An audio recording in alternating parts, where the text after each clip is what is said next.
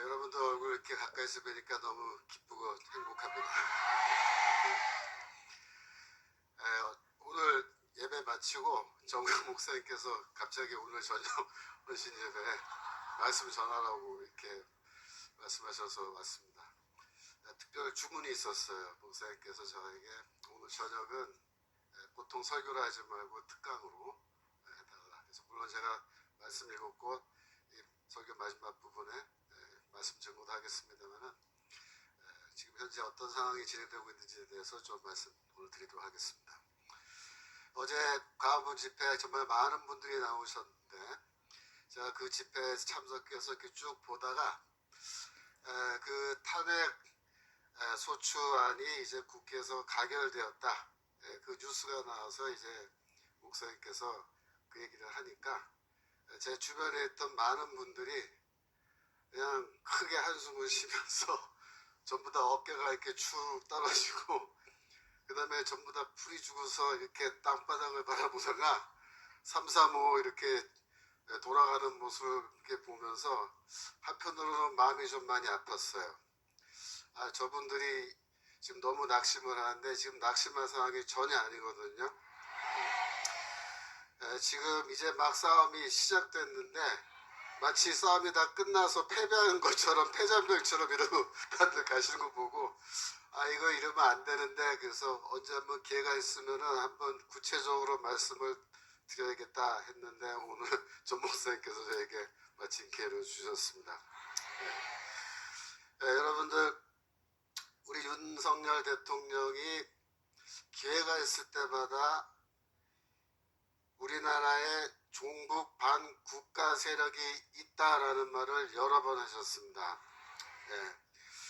예를 들면은 2022년 10월 달에 여당 원외 당협위원장들과 함께 점심을 먹는 자리에서 뭐라고 그렇게 얘기했냐면은 자유민주주의에 공감하면 진보든 좌파든 협치하고 타협할 수 있지만 북한을 따르는 주사파는 진보도 좌파도 아니다.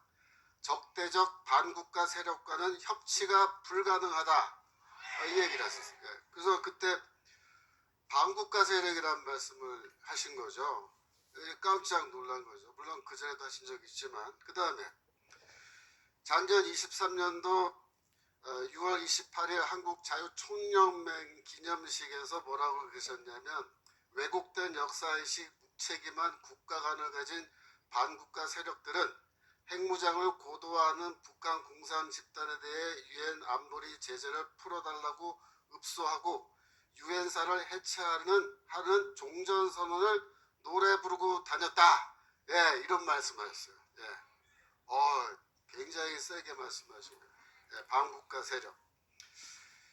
작년 8.15 경축사 때도 그 말씀하셨어요. 공산 전체주의를 맹종하며 조작 선동으로 여론을 왜곡하고 사회를 교란하는 반국가 세력들이 여전히 활개치고 있습니다.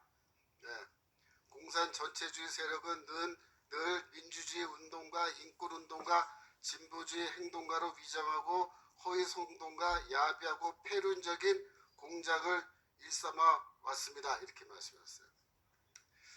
저는 이런 반국가 세력이라는 말을 대통령이 할 때마다 저는 대통령이 뭐 한 건 할 줄 알았어요. 근데 아무것도 안 하시고 그냥 가끔가다 한번 반국가 세력 이제 그래서 한 번은 좀 마음속으로 뭐야 말로만 반국가 세력 그러고 그냥 저러고 있다가 평안하게 은퇴하고 나면은 문재인처럼 저기 아방궁 하나 지어놓고 거기 가서 노후생활 이렇게 편안하게 즐기고 나라가 망하든 말든 관심도 없는 거 아니야 저분? 그런 의심을 많이 했어요. 솔직히. 작년 말에 그러니까 총선 전입니다. 4.15 총선 전에 우파 시민운동 단체에서 저를 초청해서 세미나를 하고 그 다음에 내년도 4.15 총선을 어떻게 할 거냐 거기에 대해서 토론을 한번 한 적이 있어요. 제가 그 자리에서 뭐라 그랬냐면은 내년 4.15 총선 때 필승의 길이 있다. 필승의 길. 그 뭐냐면 대통령이 말한 반국가 세력이라는 이 말을 우리가 적극적으로 홍보해야 된다. 어떻게 되냐면 자동차 스티커 만들어서 이렇게 하는 거예요. 윤석열 대통령이 말씀하신 반국가 세력은 누구일까요? 퀘스천 마크. 그래서 스티커 만들어서 자동차 뒤에다 다 붙이고 플래카드 만들어서 사거리마다 다 붙이고 그렇게 해서 선거운동하면 우리가 이길 수 있다 그랬어요. 그랬더니 그 자리에서 그러니까 그 시민운동단체 대표신데 그분은 이제 제가 알기로 판사 출신이에요. 근데 그분이 저한테 뭐라 그러냐면 이렇게 말한 거예요. 근데 김 교수님, 대통령이 반국가 세력이라고 말을 했기 때문에 대통령의 말은 무게가 있고 책임이 있어서 그러면 반국가 세력을 대통령은 반드시 어떻게 해야 되냐. 수사하고 잡아들여서 재판에 넘겨서 처벌해야 된단 말이에요. 그렇잖아요. 그런데 지금 반국가 세력이란 말을 한 건 사실이지만 지금 검수완박, 검찰의 수사권을 완전히 박탈당한 상황이고 있고 그 다음에 경찰한테 그러면 이 수사를 맡게 되는데 경찰은 이 선거 전 총선 전이기 때문에 눈치가 빨라서 미적미적하다가 선거 끝나고 나면 선거 이기는 편으로 딱 달라붙어서 이렇게 할 텐데 그러면은 이거 진척도 안 되고 그 다음에 세 번째로 중요한 게 우리가 대통령을 너무 코너로 몰아넣는다. 그러면 대통령이 너무 곤란해지면 그것도 곤란하지 않겠냐. 그러니까 그런 식으로 총선 슬로건을 내세우는 거 좀 무리인 것 같다. 그렇게 말씀하시길래 제가 그것도 일리가 있다. 그래서 제가 됐다고 제가 그냥 물러났어요. 더 주장 안 하고. 하지만 저는 그 이후에도 계속해서 대통령은 도대체 반국가 세력이란 말만 하고 아무런 조치도 취하지 않는 게 이게 잘못됐다. 그렇게 생각했는데 야 12월 3일날 저녁에 갑자기 에이 났더니 계엄령이 발동됐다 그러면서 긴급 대국민 특별 담화 그죠? 그걸 바로 나와서 읽으시는 거예요 대통령이. 그런데 거기 뭐라고 그러셨냐면 이렇게 되어 있습니다. 저는 북한 공산 세력의 위협으로부터 자유 대한민국을 수호하고 우리 국민의 자유와 행복을 약탈하고 있는 파렴치한 종북 반국가 세력들을 일거에 척결하고 자유 헌정 질서를 지키기 위해 비상계엄을 선포합니다. 할렐루야. 뭐 이러시는 거예요. 그러면서 그 다음에 뭐라 하냐면 아래 좀 내려가 보세요. 이를 위해 저는 지금까지 폐악질을 일삼은 망국의 원흉 반국가 세력을 반드시 척결하겠습니다. 이는 체제 전복을 노리는 반국가 세력의 준동으로부터 국민의 자유와 안전 그리고 국가 지속 가능성을 보장하며 미래 세대에 제대로 된 나라를 물려주기 위한 불가피한 조치입니다. 그러면서 또 마지막에 뭐라냐면 저는 가능한 한 빠른 시간 내에 반국가 세력을 척결하고 국가를 정상화시키겠습니다. 이렇게 얘기하는 거예요.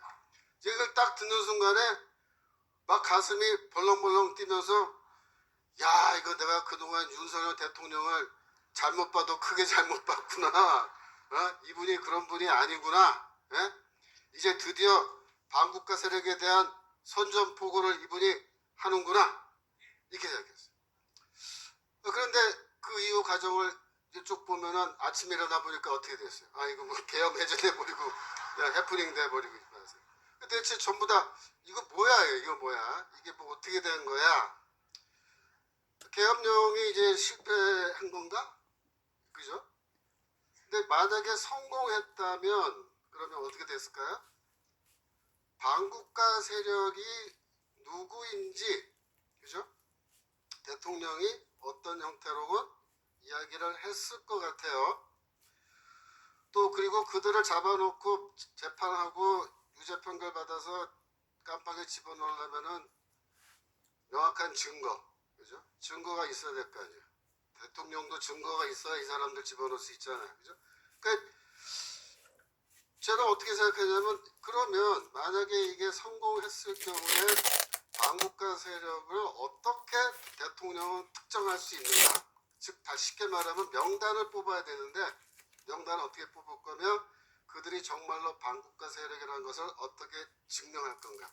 물리적 증거가 대체 뭐냐? 거기에 대해서 제가 고민하기 시작한 겁니다. 처음 시작은.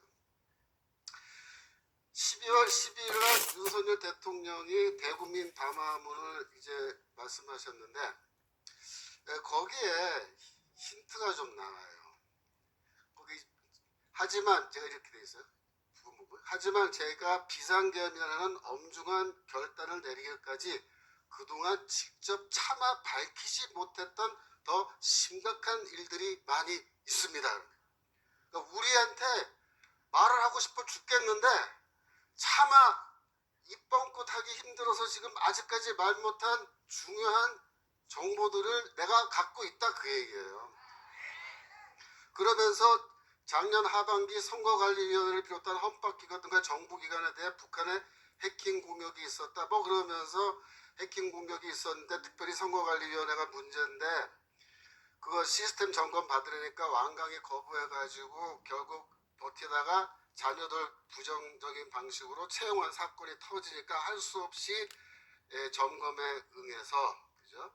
그래가지고 이제 국정원이 들어가서 선거관리위원회 서버를 점검을 했다라는 거예요.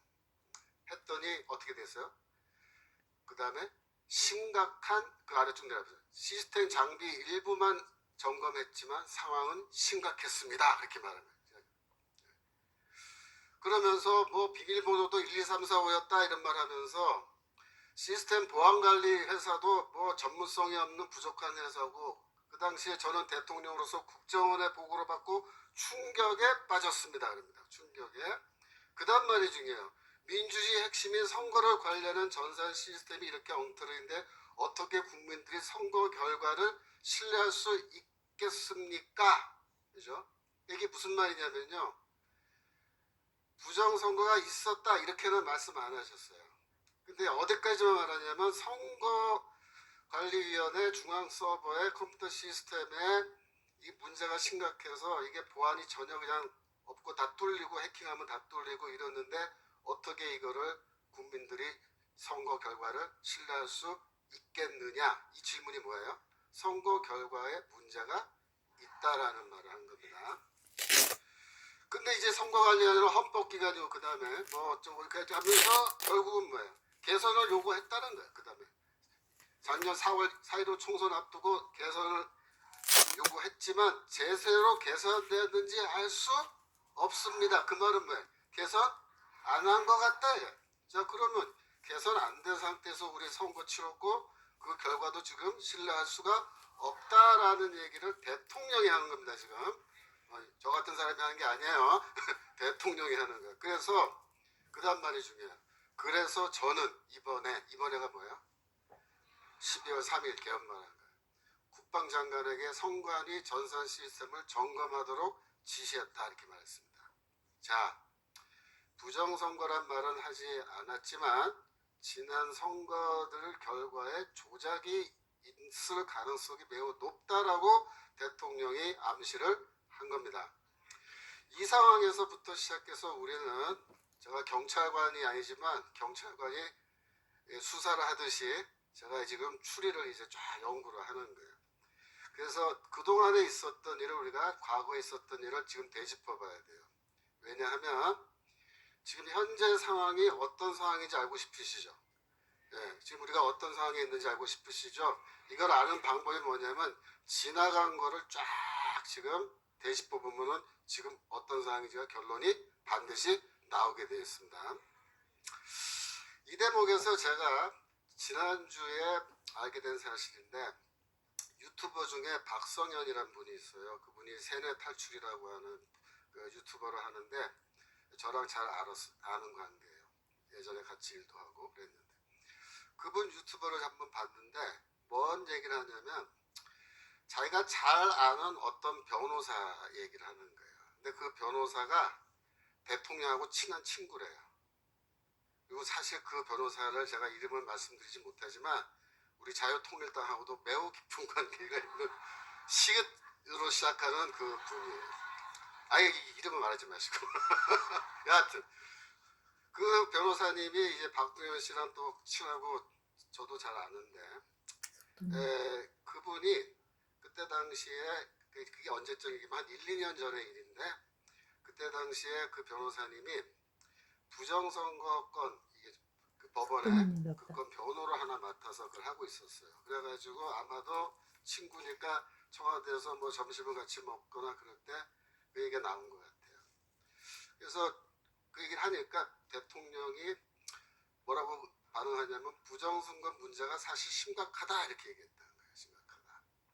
그래서 이제 그 변호사님이 아니 그 대통령이 그거 알고 있으면은 이거 해결해야 될 거 아니냐.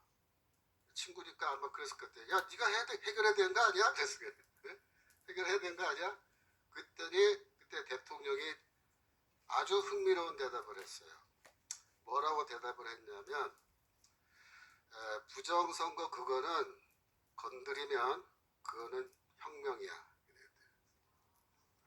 그걸 건드리면 혁명이야. 그렇게 대답했대. 그게 무슨 말이냐면 그건 내 원고까지 다 보여드릴 필요는 없어. 원고가 다 나오고 있어. 원고로 보여주시면 돼. 원고.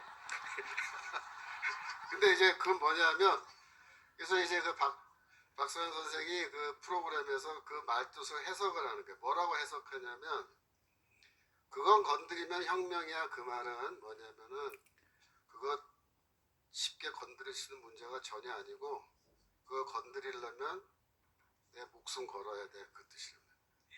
내 목숨 걸지 않는 한 나 그거 절대 못 건드려. 이게 성공하면은 혁명이지만 실패하면 뭐예요? 반역이에요. 반란이야. 죽는 거야. 그러니까 이거 건드리려면요 최소한 뭘 걸어야 돼요? 대통령직을 걸어야 돼요. 네, 대통령직. 그리고 뭐 생명까지는 아니지만 하여튼 자기의 정치 인생 이거 다 끝장나는 거야. 잘못 건드리면. 그래서 그 변호사님이 더 이상 얘기 안 했다는 거예요. 이거 혁명이란 말 듣고. 무슨 뜻인지 알겠어요? 그러니까 대통령은 이미 1, 2년 전에 부정선거 문제가 있다는 걸 알고 있었고 근데 이거는 건드리려면 굉장히 이게 큰 문제이기 때문에 쉽게는 절대로 못 건드리고 건드릴 거면 내가 목숨 걸고 대통령직도 걸고 해야 된다는 거 이미 얘기한 거예요. 근데 이번에 계엄령 선포하고 12월 10일에 나온 담화문에 다 나와요. 이제 건드리겠다는 거예요. 목숨 걸고 건드리겠다는 거예요. 예. 박수! 예. 그 제가 그래서 조사를 해보니까 대통령이 이 선거 문제, 선거 부정 조작 선거 문제를 해결하기 위해서 움직이기 시작한 흔적이 있어요. 그게 언제냐면은 2023년 4월이에요. 증거가. 그게 뭐냐면 4월에 대통령께서 방첩사라 그래요. 이번에 그 방첩사령과 텔레비 자주 나왔죠, 여운형. 그 방첩사의 그 규정을 대통령령으로 개정을 했어요. 작년 4월에. 이게 조선 일본가요? 거기 이제 기사가 나왔는데 거기에 이제 뭐라고 되어 있냐면은 제가 그래서 그날 방첩사 이거 대통령령이 그 우리 법령 우리나라 대한민국 법령 그 웹사이트 들어가면 이거 다 찾아볼 수 있어요. 대통령령 334095 제가 확인했는데 아까 다시 보려고 열어보니까 삭제됐어요. 벌써 이놈들이 벌써 지워버렸네. 근데 거기에 뭐라고 되어 있냐면 그 일부 개정이기 때문에 현재 규정과 개정된 규정이 따로 이렇게 좌우로 대조가 되면서 이렇게 정리가 되어 있어요. 근데 그 핵심이 뭐냐면은 방첩사의 임무를 수정해서 더 추가했는데 뭐가 추가되었냐면 사이버 테러가 일어났을 때 사이버전이 일어났을 때 방첩사가 이 문제를 전담할 수 있는 그런 규정을 만들어 놓는 거예요. 왜 그렇게 됐냐면 문재인 정부 때 국정원 박살내 났잖아요. 거기 또 이상한 놈들 많이 들어가 있는 거고 또 지금도 아직까지. 그다음에 기무사 박살냈잖아요. 그럼 남아있는 게 뭐예요? 방첩사랑 정보사랑밖에 없어 지금. 방첩사, 정보사 두 개밖에 다 군기관이죠. 근데 이 군인들은 군대에 관한 것만 원래 하게끔 되어 있는데 여기에 사이버에 대한 업무를 추가함으로써 군 부대지만 군 정보기관이지만 뭐예요? 외국이 해킹 들어와서, 그죠? 쉽게 말하면 우리 중앙선거관리위원회 서버에 중국이나 북한 놈들이 혹은 나쁜 놈들이 반국가 세력들이 해킹에 들어와서 거기서 선거 결과를 조작하거나 이런 것이 흔적이 발견되면은 곧바로 정보사 요원들이 책임지고 그거를 수사할 수 있는 권한을 부여해 놓은 거예요. 아시겠죠? 이게 벌써 그때부터 준비한 거예요. 두 번째로 뭐가 중요하냐면 원래 사령관이 그 군부대 정보를 모두 다 관장할 수 있도록 권한을 확장해 놓은 거예요. 그러니까 이게 방첩사령관이 굉장히 권한을 커지게 이렇게 해놓은 거예요. 그 기사 다시 한번 좀 계속 보여주세요. 그 기사 온 거, 아니 예. 지금 요거 방첩사 글씨가 작아서 안 보이나? 아 그렇구나. 그 다음에 이 원래 예전에는 사령관이 필요한 경우에 그 인원을 민간인 중에서도 인원을 보충해서 충원할 수 있는데 충원 인원을 제가 정확하게 기억 못하는데 뭐 전체 인원의 5분의 1 이하 범위 내에서만 충원할 수 있다 그렇게 돼 있었어요.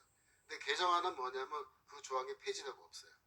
무슨 뜻이냐면 무제한으로 인원을 충원할 수 있게 해놓은 거예요. 그래가지고 이 신문 기사에는 뭐라고 되어 있냐면 그 당시에 기무사가 해체되면서 기무사 소속의 요원들이 전부 다 방첩사로 와서 일을 할 수 있게끔 문을 열어놓은 거다. 그게 되어 있습니다. 이게 언제적 얘기라고요? 작년 4월 달인데 이게 대통령령으로 개정된 겁니다. 대통령이 직접 명령해서 규정을 바꾼 거예요. 그건 무슨 뜻이에요? 예, 중앙선거관리위원회 서버 해킹, 뭔가 이 사이버전에 징후가 있을 때 이 방첩사령부가 얼마든지 이거를 수사할 수 있게끔 권한을 준 겁니다. 그래서 이게 이미 그때부터 대통령은 준비를 했다 이래. 그래서 이제 7월달에 작년 7월달에 국정원이 드디어 이제 중앙선거관리위원회 서버를 점검하기 시작했는데 7월에서 9월까지 2달 동안 점검을 했습니다. 그래서 어떤 결과가 나왔을까요? 놀라운 결과가 나왔습니다. 그런데 지금 민주당 쪽에서 뭐라고 지금 이 구라를 치냐면 전문 용어예요. 구라. 이 구라를 어떻게 치냐면 자, 그 다음 거 보여주세요. 서버, 그러니까 저기 국회 선관위 현장 점검, 서버 데이터 해킹 불가능. 그다음에 대통령의 망상. 이게 12월 12일자 그저께 기사인데 민주당의 김성회라는 의원이 있어요. 이 사람이 행정안전위원회 위원인데 국회 그 청문회에서 민간인 전문가를 불러다 놓고 뭐라고 얘기했냐면 유튜브에 다 나와요. 뭐라고 얘기하냐면 아직까지도 부정선거 종교를 믿는 신도들이 많다. 그래서 이 부정선거 종교를 어떻게 하면 없앨 수 있겠느냐 뭐 이러면서 절대로 서버 해킹 안 된다 라고 어떤 민간인 그 뭐 전문가라는 사람을 한번 데려다가 그 사람이 그렇게 얘기한다 그러면서 지금 막 엉터리 정보를 퍼뜨리고 있어요. 그러면 실제 그 당시에 작년 7월에서 9월 사이에 국정원이 보안 점검했을 때 어떤 결과가 나왔느냐 그 다음 거 기사 보여주세요. 가상 해킹에 뻥 뚫린 선거관리위원회 이렇게 되어 있죠. 투개표 모두 해킹 가능. 네? 여기 제가 프린트해 왔는데 이게 연합뉴스에 나온 거예요. 근데 이거는요 우리가 좀 읽어가면서 공부를 좀 해봐야 돼. 예? 자, 제가 중요한 것만 말씀드릴게요. 점검을 했더니 어떻게 됐느냐. 그 다음 페이지 보면 통합선거인 명부 시스템, 통합선거인 명부가 투표권을 갖고 있는 그 명단이에요. 우리나라 전체. 시스템은 인터넷을 통해 침투할 수 있고 해킹이 가능한 것으로 확인됐다. 국정원은 이를 통해 사전 투표한 인원을 투표하지 않은 사람으로 표시하거나 사전 투표하지 않은 인원을 투표한 사람으로 표시할 수 있다. 존재하지 않는 유령 유권자도 정상적인 유권자로 등록할 수 있다. 알겠어요? 나 투표 안 했는데 내가 민주당 찍은 거로 다 돼 있고 존재하지 않는 인간인데 거기 투표 명부에 올라가서 다 민주당 찍은 거로 돼 있고 이게 다 가능하다. 그게 국정원 그 정부해보니까 그렇게 나오는 거야. 그 다음 말이 뭐냐면 사전 투표 용지에 날인되는 선관위 도장, 투표관리관 도장 파일을 선관위 내부 시스템에 침투해서 훔칠 수 있었다. 예. 그리고 테스트용 사전투표 용지 출력 프로그램을 이용해 실제 사전투표 용지와 QR코드가 같은 투표지를 무단으로 인쇄할 수 있었다. 그러니까 인쇄할 수 있고 도장도 위조할 수 있고 명부도 위조할 수 있으면 뭐 마음대로 다 하는 거죠. 그죠? 예, 그 다음에 더 웃기는 문제가 뭐냐면 사전투표소에 설치된 통신장비에는 외부의 비인가 컴퓨터를 연결할 수 있어서 내부 선거망으로 침투할 수 있었다. 그러니까 이제 선거관리위원회 시스템이 세 부분으로 되어 있어요. 그래서 선거를 담당하는 거, 내부 직원들 하는 거, 그 다음에 이 인터넷 외부 자료 열람할 수 있게 해준 거 세 군데로 되어 있는데 내부망으로 침투해 들어가면요 다 되는 거예요. 이게. 네. 그래서 이 위탁선거에 활용되는 선관위 온라인 투표 시스템의 경우 정당한 투표권자가 맞는지 인증하는 절차가 미흡해 대리 투표가 이루어져도 확인이 불가능했다. 예. 그 다음에 더 기가 막힌 게 있어요. 투표 조작을 넘어서 개표 결과까지 바꿔버릴 수 있다는 사실이 드러났다. 이거 제 주장이 아니에요. 신문사에 이거 기사로 나와 있는 그때 점검 결과를 얘기하는 국정원에 개표 결과가 저장되는 개표 시스템은 안전한 내부망에 설치 운영하고 접속 비밀번호를 철저하게 관리해야 하지만 보안 관리가 미흡해 해커가 개표 결과 값을 변경할 수 있음이 드러났다. 그러니까 어떻게 된 거야? 원래 국민의힘이 더 표가 많이 나왔는데도 얼마든지 바꿔서 적게 나온 걸로 바꿀 수 있다 이거예요. 그 다음에 투표지 분류기에 그 다음에 그래서 투표지 분류기에는 USB 등 외부 장비의 접속을 통제해야 하는데도 비인가 USB를 무단 연결해 해킹 프로그램을 설치할 수 있었으며 이를 통해 투표 분류 결과를 바꿀 수 있었다. 뭐 이게요 끝도 없어요. 끝도 없어. 지금 뭐 프로그램이 비공개돼야 되는데 인터넷에 노출돼서 해커가 이 프로그램 분류기 프로그램도 다 쉽게 입수해서 마음대로 조작 가능하고 그 다음에 내부 전산망, 업무망, 선거망 이런 게 분리되어 있어야 되는데 업무망과 선거망과 내부 전산망이 세 개로 되어 있단 말이에요. 이게 서로 분리되어 있어야 되는데 망분리 보안 정책이 미흡해 전산망 간 통신이 가능했고 인터넷에서 업무망과 선거망으로 침입할 수 있었다. 그러니까 왜 이렇게 구라를 치냐고. 지금 와서 이거 다 이렇게 작년도에 7월 달에 이렇게 보고서가 나와 있는데 지금 와서 뭐라냐면 절대로 부정선거 조작 불가능하다. 침투 안 된다. 라고 지금 구라질을 하고 있는 거예요. 속으면 안 됩니다. 그래서 이런 문제가 있는데 거기에 대해서 경고를 해줬대요. 그래서 2021년부터 올해까지 해킹이 8건 있었는데 선관위는 해킹 당한 줄도 모르고 있었대요. 통보를 해줬더니 원인을 조사하지 않았으며 조사도 할 때 알려줬는데도 21년 4월에 선관위 인터넷 컴퓨터가 악성 코드, 북한 코드예요. 북한의 김숙희 조직의 악성 코드에 감염돼 상용 메일함에 저장되었던 대리비 문건 등등이 다 유출된 사실이 이번에 점검. 그게 뭐예요? 북한이 다 해킹한 거예요. 그래갖고 평가 점수가 31.55점, 100점 만점에. 근데 자기들이 스스로 매긴 점수는 100점. 102개 기관을 국정원이 다 이렇게 점검했는데 그 중에 최하 점수가 나온 데가 어디? 중앙선거관리위원회 최하 점수 나왔어요. 이런 식으로 했다는 겁니다. 이런 식으로. 자, 그래서 또 진도 나가야죠 우리가. 그래서 대통령은 이런 상황을 다 알고 있었다는 거예요. 대통령의 뭐 망상이 아니고 이거 실제 대통령이 염려하고 있는 상황을 우리가 그대로 지금 읽어드리는 거예요. 자, 그러면 2024년도 4.15 총선, 그거는 이렇게 알려줬으니까 바꿨으면 좋은데 안 바꾸고 그대로 한 것 같다, 대통령 그렇게 보고 있는 거야. 그러면 2020년 총선은 어떻게 된 거죠? 그건 완전히 이건 순 엉터리 조작된 결과가 나온 거예요. 아시겠죠? 그래서 그거를 요약하면 이래요.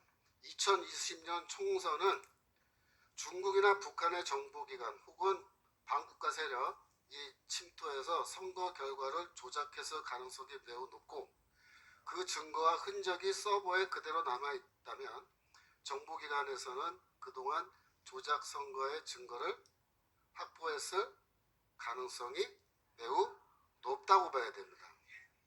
높다고 봐요. 그러니까 국정원은 그때 이미 상당한 정보를 확보했어요. 국정원의 지시를 따르지 않은 채 2024년 총선을 치루었다면 똑같은 선거 결과 조작이 일어났다 봐야 돼요. 근데 여기에 반전이 있어요. 그 다음 거 보여주세요. 요게 또 중요한 거예요. 그 다음 반전이 뭐냐면 웹사이트 열어주세요. 그 다음 게 이게 또 기가 막힌 거예요.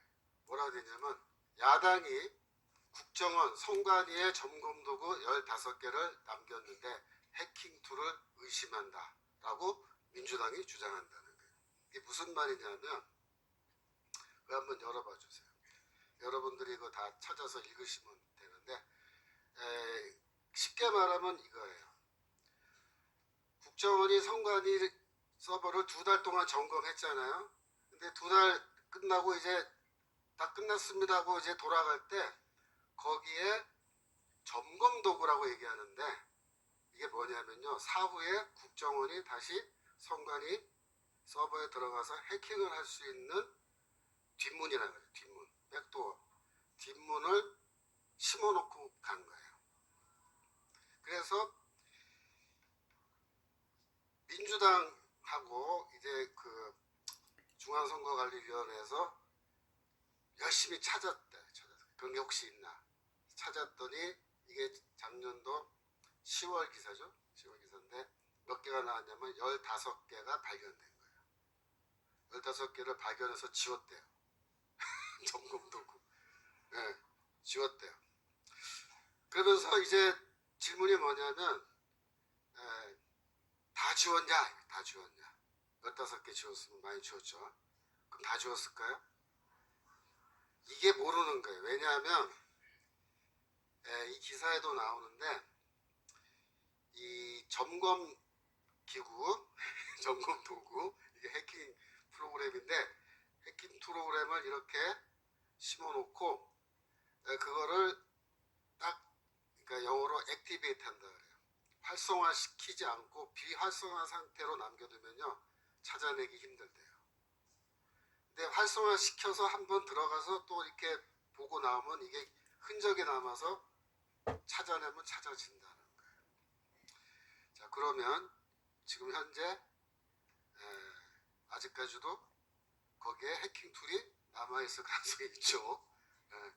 그러니까 15개 지웠는데 다 지운 거냐? 그건 모르는 거야. 아무도 몰라. 그게 무슨 뜻이냐면